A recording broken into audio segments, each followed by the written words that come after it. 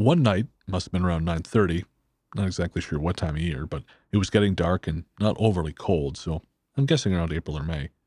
I was walking home from the supermarket. Normally, walking home from that shop, I would cut through an estate rather than walk the main roads.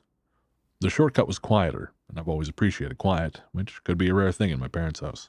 So, at the end of the road, after getting onto the estate, there are some bollards and a footpath to another street a few meters away. I walked through and turned onto the street when I saw something in the middle of the road. Now, it all happened pretty quick, but within those few seconds, what I saw had disappeared behind a car. It looked like a ball of dense black mist that was pulsating or something. It was about 20 meters away when I saw it, so judging by the distance, I would say it was the size of a large dog. After the car passed, I couldn't see the black ball on the ground, and it didn't appear to have any legs, so I had no idea where it could have gone. I kept walking, thinking, what the hell was that? I got to where it had been and had a look around to see if I could find it, but no, not a thing. I walked home pretty quickly after that.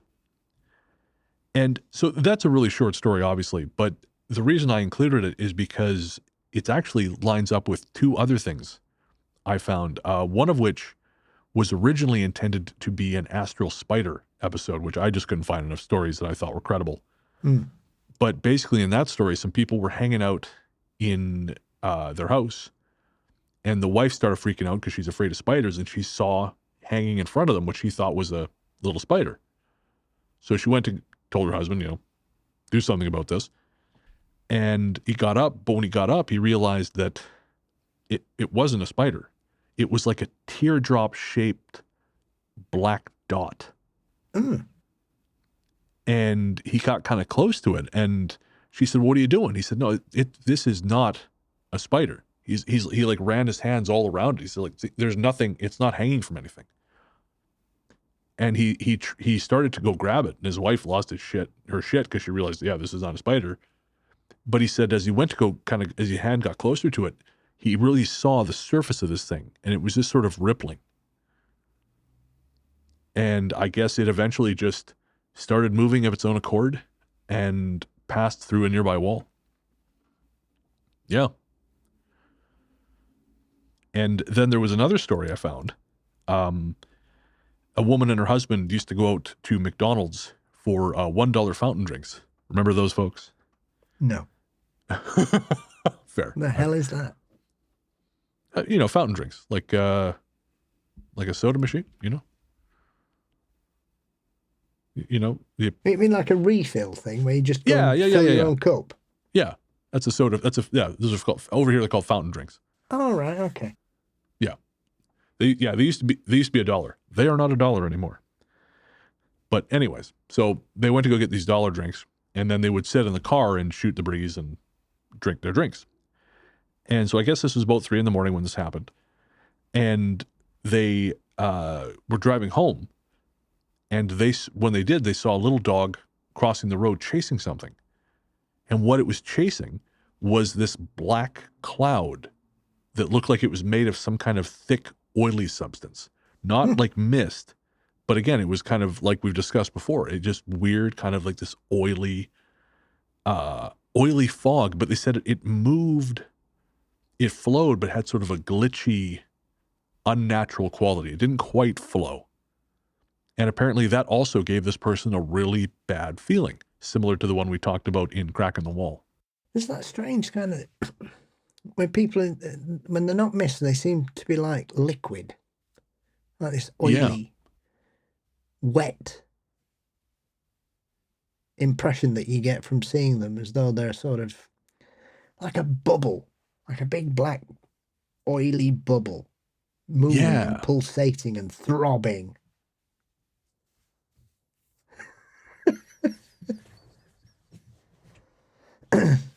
Emma can get away with reading Bigfoot erotica. I don't think we can get away with anything like that. So let's walk that line. I thought it was more akin to H.G. Wells describing the aliens in War of the Worlds myself, but oh, pardon me. I'm sorry for using classic literature there. There we go. We will not have any intellectualism on this show. Much better. prior to us talking about, I think the Chicago episode was the first time this came up, but prior to it coming up, did you have much experience with this kind of phenomena? I've heard sporadic stories about black mists and strange, oily sort of, I don't know, objects that people have encountered, but not many. They're quite rare. They're not something that gets reported a lot. There are a couple from here in the UK that I can't place off the top of my head, but I've certainly read them in classic ghost literature of people encountering sort of oily black balls that seem to be moving of their own volition, that disappear through walls or just disperse as if they were never there in the first place. So this would predate the 90s, you would say, Yeah. these stories you're talking about? Yes, definitely. Okay. Because I was wondering, as you were describing, before I start ribbing you about the pulsating thing, your description, I was reminded of the black ooze from X-Files. Yes. And so I wasn't sure if this was something that started in the 90s, because you know how sometimes pop culture will bleed into these kinds of things, and people will start saying, "Oh, I saw something that really they actually saw on Fringe." But if it existed before that, then it makes me wonder if that is something they wove into the lore of the X-Files, as opposed to the other way around. But it got me thinking. I mean, we sort of have this. People have this very staid idea of what the paranormal is. Yes. And this stuff like this, that they don't really give it I would say that they don't often. I shouldn't say often. I would say that sometimes we don't necessarily think of these things as evolving or changing. We sort of, again, the paranormal is little boys in Victorian clothes running down the hallway.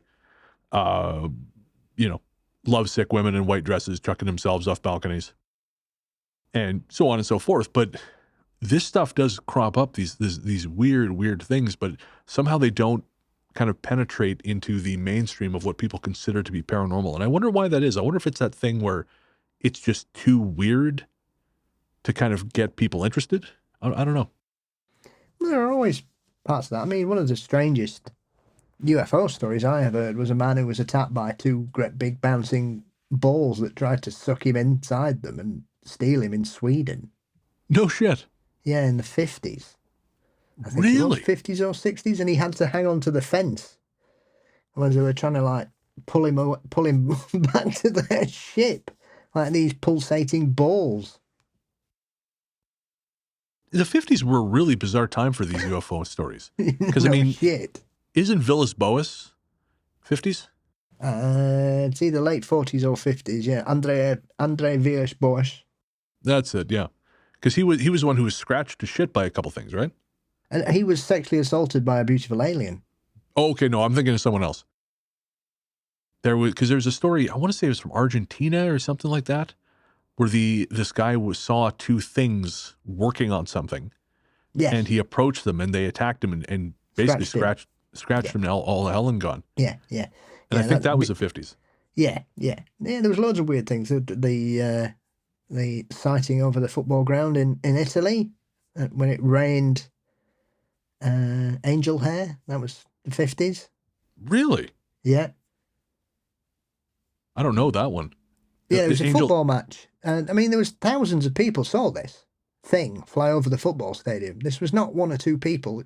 It stopped the game. Oh. This enormous thing flying across it. It has been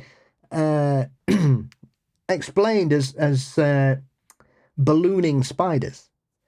If you know what a ballooning spider is. Yes, I'm sad to say I do.